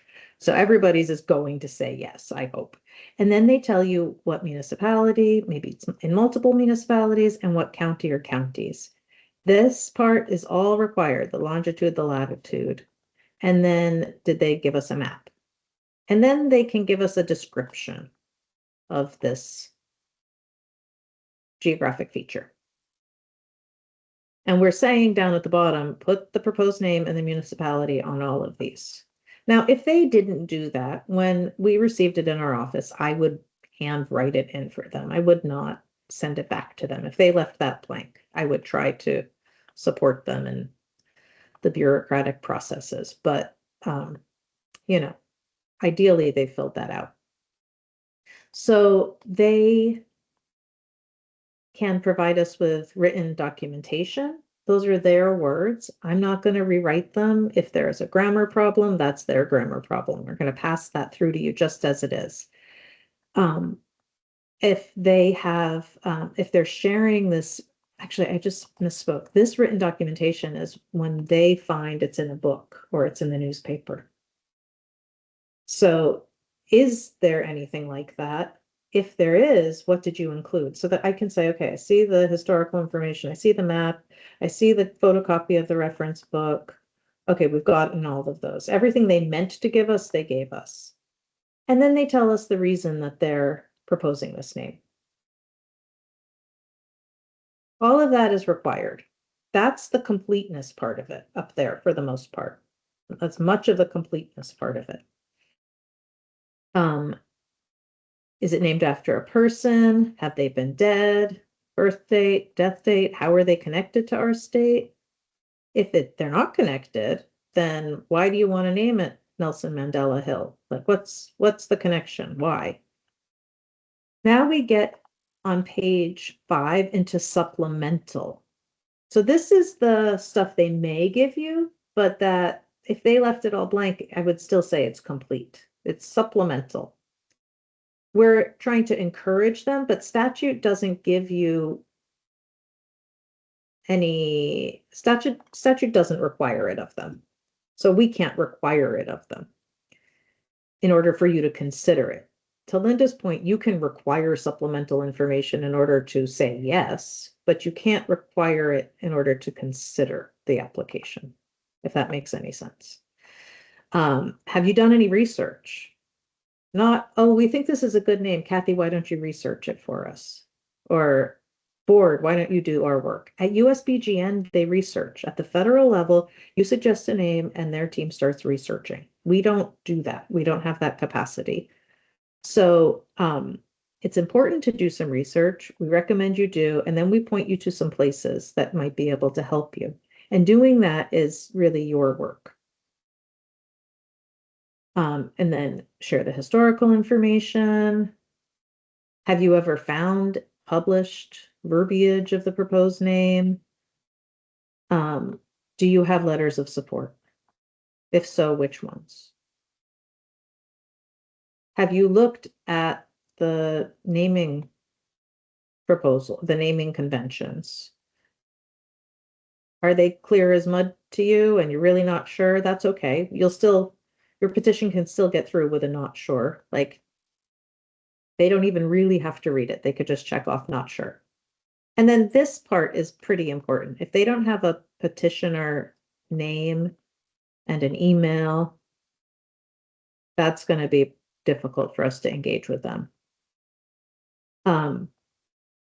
And then this final section is also required, that they have to acknowledge that they've read the procedure and that they want to work with you. and that this is a public record. And that, then there's just this kind of final, what did you include? Do you have the signatures? Do you have a map? Do you have the documentation, historical records? Tell us which things you have so that we can be sure that we know that we got all 70 pages of your submittal. And then we get to the signature pages. On the front page, it tells you the proposed name and the location. And then with each person's signature, there's a date.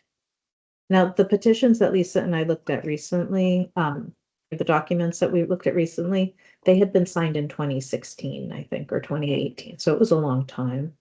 And so this is an area where the board has already kind of been thoughtful and thinking forward. Like, we want to be sure these are people who still feel this way now and still want to name this now. And then each subsequent page has the proposed name and municipality at the top. We want to be sure that people actually know what they're signing. I've sometimes had people come up to me with a clipboard when I'm on vacation or whatever, and they're like, do you vote here in this community that you don't even live in? Don't you want to sign this petition about human rights? And I'm like, I don't even know what that's a petition for. So you all Right. wanted it to have the name on each of the. That happened to me at the Brownell Library. Somebody asked me, do you live in this town? Can you vote on me for being library trustee? They were asking the library patrons. I thought that was interesting. Oh. All right, carry on. Was it on the sidewalk or inside? That's always an Inside, I interesting was one. by the periodicals, the newspapers and magazines, sitting there as a library patron, Yeah. reading about GIS or something. And they approached Well, me. It was so interesting.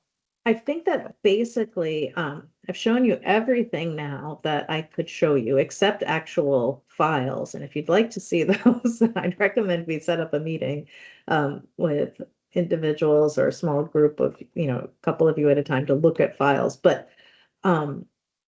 this is the structure, the general structure. And I will say that, and I think Linda might be able to speak to this too, like, I think you all have built a structure now, and that the structure's in place to make it easier for yourselves, that the people can come in and they kind of know, if I have everything on this piece of paper, I can just kind of walk through. Like, I remember the Bumblebee Brook petition was pretty straightforward, and the Hussey Brook petition, which had been contentious for a while, was actually pretty straightforward. We were able to do the new petition in one day.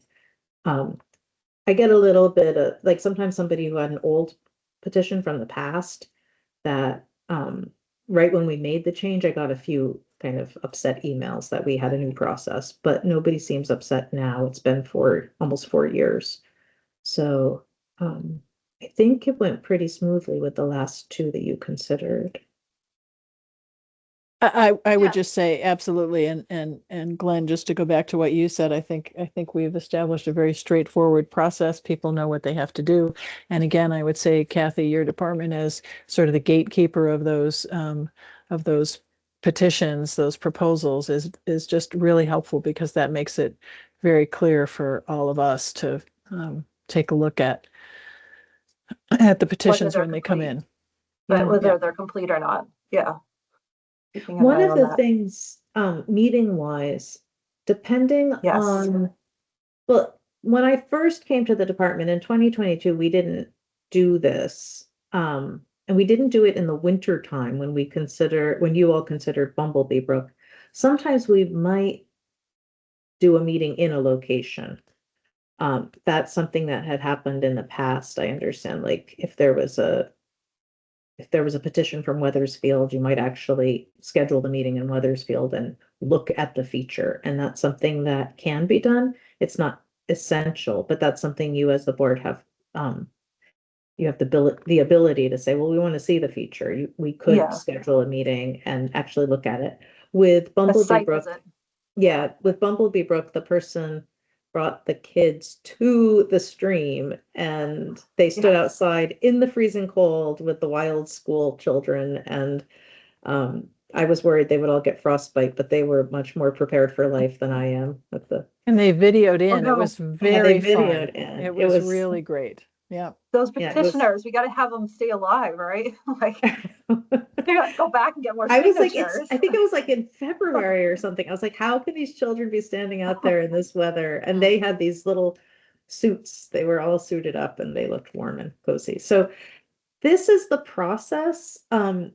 If we do need to change that last page, I'd recommend not making too many other changes at this time because it was hard to establish this process. And I think we've done a good job articulating it to some possible petitioners right now. But we do want to be sure we're noticing the correct departments. So that's important as well. Yes, Um, absolutely. Can I ask one other clarifying question? So yeah. our role as the Board of Libraries, we have a dual role, and I would love for you to speak a little bit more about this, Kathy. So there is the Board of Libraries as an advisory to the state librarian, but this is also non-advisory for geographic naming, which we might have different maybe rights or responsibilities or freedom to do different things. That we have, as a department, has chosen a path of making things transparent and putting things on the website. But could you speak a little bit about this role being different than advisory to you? Yeah, so geographic naming? the board, Adrian, you put it well that the Board of Libraries has two functions. One is to advise the state librarian and the commissioner of the Department of Libraries. So that's what you do a lot of the time. That's an advisory role, and there's a deciding body role. So as the geographic namers, you are a deciding body. And the reason that this distinction is important is just to kind of keep it in your mind. Like if you all really wanted the department to do something else, you could certainly recommend it, but you can't really compel me to do something. You can make a recommendation as far as the department's work. That's what it means to be advisory. And typically I bring the topics to you and then you advise on them. You might suggest topics and I can't imagine being like, no, I don't want to talk about that topic that's in our statutory purview. Like I respect you and appreciate you and you give great advice and counsel and it's hard to think of a thing that is like something I'm statutorily responsible for ensuring happens as the commissioner that I'd be not wanting to hear your comments on. The duties as the geographic naming body, that's something you really have to do. If somebody presents a petition, there's no penalty that's called out. Like if the Board of Libraries doesn't consider a petition within 1 year, everybody has a $5,000 fine. There's nothing like that, but you do have an obligation to do it in a timely fashion. I think the procedures you've laid out explain to the public how you will do it, that transparency. As far as open meeting law goes, the open meeting law requirements that the board follows that the department follows and that we support you in following for all of your activities, you decided to clump everything as the deciding body activities. So sometimes where the board is actually exceeding the requirements for public meeting law for an advisory body, because it's easier to just have one set of things we do. And since some of your meetings include a deciding body activity, the board strives to, and the department strives to support you in meeting the requirements for a deciding body, the open meeting law requirements for a deciding body. Yeah, So, absolutely. yeah, so it's just important to think about that. If you're ever like, why are we doing X, Y, and Z? We're just an advising body. Your overall features include deciding body, so that's why you wanted to do one procedure. And I appreciate that. It makes it much easier for me and Jess and other members of our team to communicate about meetings clearly and to set up meetings clearly and to follow one process regardless of what is on the agenda. Removing that interpretation, because today is training about geographic naming, but it's brought before a deciding board, but we're not deciding anything. Yeah, it would be like having to make decisions like that, or we have half our meeting on geographic naming, half the meeting on advisory to the library. We got to notice that, or it's just easier to have one set. So Linda, Yeah, thanks. Just quickly, the timing of this, some of the decisions we have made in our regular quarterly meetings and other decisions we've made in special board meetings, like this special board meeting. So it sort of depends on what the on what the situation is, but it doesn't necessarily mean that we will have more meetings because of this responsibility for geographic naming.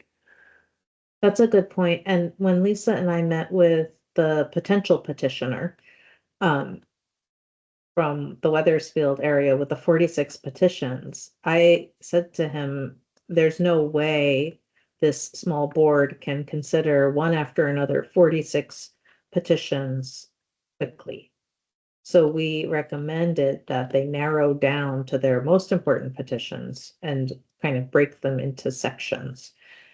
One thing I didn't mention, because I think it's clear enough in the forms that the petitioner files, you only are deciding on one name for one location per petition. What this petitioner did right is that the community did right was they had 46 petitions with 25 signatures each. And the people were so smart. Their mailing addresses, they just like put down those labels that you get in the mail from like whoever you donated to, and then they signed it. I mean, it was brilliant. Like you could just sit down 25 people in a room and get them all together and do this thing. But it can be difficult if the reason that I'm remembering from a couple of years ago when the processes changed, when the procedure changed, is that there had been some instances where if 5 geographic bodies were on one petition, then they all had to pass or none of them passed. And so there is a reason for that. There's no limit right now. I kind of feel like this is like interlibrary loan. You know how some libraries will say you can do 1 interlibrary loan at a time, or you can do 5 interlibrary loans at a time, and some don't say anything, and then some person shows up with 50 interlibrary loan requests all at once. I mean, there's nothing that stops somebody from giving 46 petitions to you.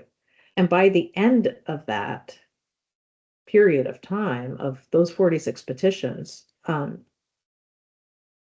mean, even if you considered 5 a meeting, it's years. The petitions will become very stale and will be very difficult. So I'm hopeful we won't get that many petitions all at once again. And was that might super be helpful. something to articulate in the procedure, like they can submit up to 3 a year. Like I didn't think we would have a problem with 46 at once. So I guess there might be. What 46 things are they trying to name in Weathersfield? Wait, somebody is from Weathersfield, right? Yeah. Oh, Rick, do you know Rick, about it? what are they naming there? Yeah, I think I know just about enough to be dangerous as a source of bad information. There's a guy who has been working for quite some time naming lesser features, little, I think, tributaries to some of the local rivers. And he's been taking it really seriously. And I hear periodically from our library director, yeah, there's a whole bunch of work he's doing that's going to come to fruition soon. I haven't participated. I'm not one of the signators. But I'm aware that for 2 or 3 years, this one guy has made this an interest and is trying to get some names for some local areas that are currently unnamed but are of some interest or other. That's all that I know, and probably some that I really don't. So there, I think you got it largely right. Lisa may have other thoughts. It seems like it's a lot of tributaries. It seems like the person who started the petitions pre-COVID left their role, and now a new fellow is there, and he was trying to kind of pick it up again and like do due diligence. So we provided him with an overview of the process. He seems like he might bring some back, not all 46 at once. He did seem pretty discouraged when we went over the new forms and things and the new, like what he needed to do. But he said that someone else started the process like in 2015 and he's just trying to bring it through to the finish line and that they had a landowner that was sort of holding things up just out of concern about if this body of water, this stream on his property got named, that the state might have a closer eye on him for some reason. I don't know. It seemed a little odd, but he was in I the. think I think I Oh. know who that was. I don't even. I'm like maybe Rick will know, and I don't want to like be telling tales out of school, but it was interesting anyway to go over it with a real person instead of just hearing about it here, like Kathy just went over, because it's different. It's the same but different. It's very interesting. The whole Yeah, process. I Lisa, bet. you get the award for listening to me drone on about geographic procedure the most in quick succession. So good Yeah. job not falling asleep. I win. He must have been pretty discouraged because he's put a lot of time into this. Yeah. Well, we tried to offer some words of encouragement and some strategies, and I do truly hope that we'll hear from them. Or from him. He asked that I send the originals back, the original petitions. So we did that. I think Tom actually mailed them out a couple, like maybe last week, after photocopying them. So in this Okay, case, good. because it Okay. wasn't a full petition, we photocopied the materials, but he needed the documentation back so he can bring individual future petitions. So he didn't just say, oh no, keep it. I don't want anything to do with this. He got the materials back. And Cindy, who works in Tom's team, who has worked at the department for almost 50 years now. Cindy did the photocopying and then we shipped it back. And I think we did it in a way that he has to sign for it because we were worried about it getting back to him.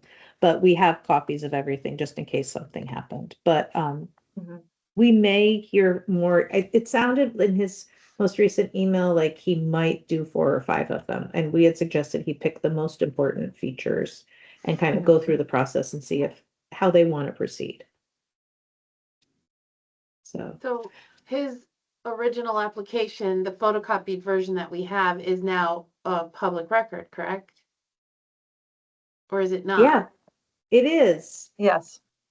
It Because you is. sent it, you said if they send it in, it becomes, once you Yeah. receive it. So my concept was that it was a public record and that normally we wouldn't release the originals back to them. Whatever they submitted is the department's files, but I did obtain some guidance and it was the approach that we've taken was with guidance. So we have added it to the files, but it's not even though it's not a complete petition, we've added it to the files.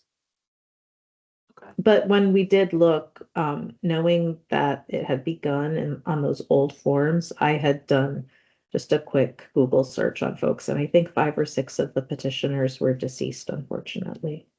So there would have been problems accepting it for a number of different reasons. So I think he understood that. And he had been in touch with the department to ask about the procedure. And Carolyn, who's in Tom's team, had sent him to the current page. So I think he knew he wasn't using the right form by the time he submitted it. But he was, I'm hopeful we're going to hear from him. He seems like he's pretty together and like he's going to be some petitioners are easy to work with. And I think he'll be one of them when he gets the new documents. So that'll be fun. Maybe we'll go down to Rick's neck of the woods. Yeah. You're always That would be welcome.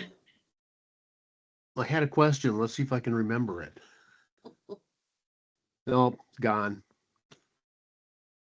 I would just say that as sympathetic as we might be to this man and his anxiety and all the work that he has to do, it's really important that we have a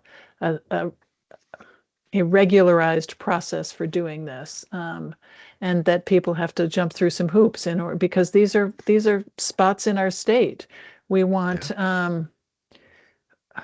we want the process to be official, not just Linda's brook, but just because I happen to like a brook, I shouldn't name it after myself. So, I think it's just really important that we do this right. Yes. Absolutely. Now you thought I of re- it, Rick. I have, Jesus. Yes, the 25, the minimum 25, that's statutory, is that correct? Yeah, Then would it make sense in our procedure to include a bit of advice?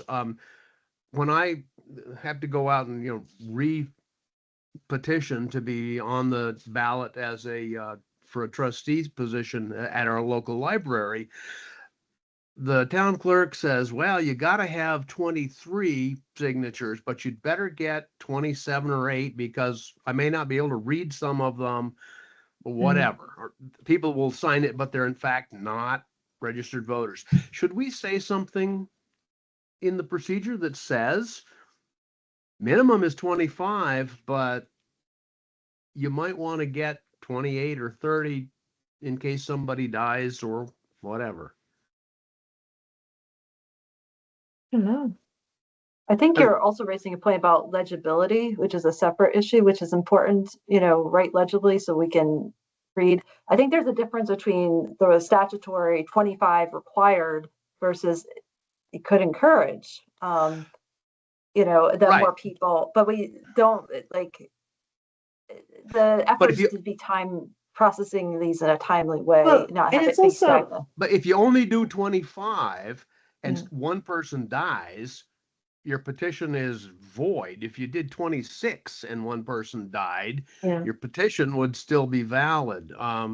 Yeah, That I I'm think just- information is that's helpful. there's a good point that you're making, Rick, and it's something that when we give counsel to, so basically somebody who wants to petition typically gets in touch with the department. And I've asked my team to forward those to me, and that's something I can kind of make sure people are aware of. The Good. minimum is 25, but we encourage more than that to show robust support and also to be sure that, everybody that you maintain a minimum of 25 people. Yeah, Um, good. I think that that's an easy enough thing for me to talk with them about. And then if you all decide you do want to make changes, or if we need to make changes to update that list, that might be something good to put in a note about recommending. Mhm. Yeah. So, Okay. great. Thank you so Well- much, Kathy, for this thorough You're exploration of this welcome. topic and for the training. It's like the most Or boring retraining. story time I've ever done. But Oh, no, it was great. But you don't want to take it on the road for summer reading? I You know, don't know. kids I get think I'm involved in like, Bumblebee I Brook, need like- finger puppets, like you all, especially those of you who already had received this training. Because we did so much talking about it a couple of years ago. So thank you to Linda and Adrian for your patience as we go through it all. And I hope it was still good to have a refresher. And Lisa, thank you for sitting through it twice. Usually what I would do is just train the new board members, but it felt like if we were about to get 46 petitions potentially, we should really have a full group refresher. So thank you for that.